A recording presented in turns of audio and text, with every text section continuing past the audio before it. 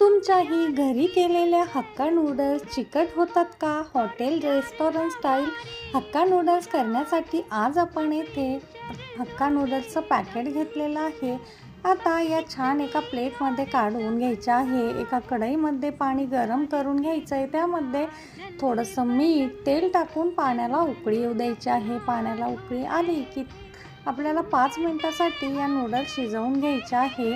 आता 5 मिनिटं झाले की लगेचच या काढून एका गाळणीमध्ये टाकून घ्यायच्या आहे आणि वरतून छान थंड पाणी टाकून याला स्वच्छ करून घ्यायचं आहे. थोडंसं तेल टाकून याला थंड करायला ठेवून द्यायचं आहे. असं केल्यामुळे नूडल्स आपले चिकट होत नाही. येथे भरपूर साऱ्या भाज्या बारीक चॉप करून घ्यायच्या आहे.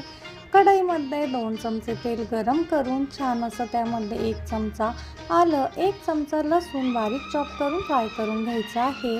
आलं लसूण फ्राय झालं की त्यामध्ये कांदा, शिमला मिर्च, कोबी, गाजर सर्व टाकून ह्याला मिक्स करायचं आहे. त्यानंतर काळी मिरी पावडर, मीठ, tomato sauce, red chilli sauce, soya sauce आणि व्हिनेगर टाकून ह्याला छान असं फ्राय करून घ्यायचं आहे. भाज्या आपल्याला फक्त अर्धवट शिजवायच्या आहे हे ते ध्यानात ठेवायचे आहे. भाज्या फ्राय झाल्या की शिजून घेतलेल्या नूडल्स टाकून घ्यायचे आहे.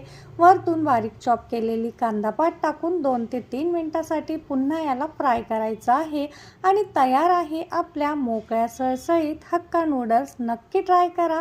रेसिपी आवडली असेल तर चॅनलला लाईक, शेअर, सबस्क्राईब आणि फॉलो करायला विसरू नका. धन्यवाद.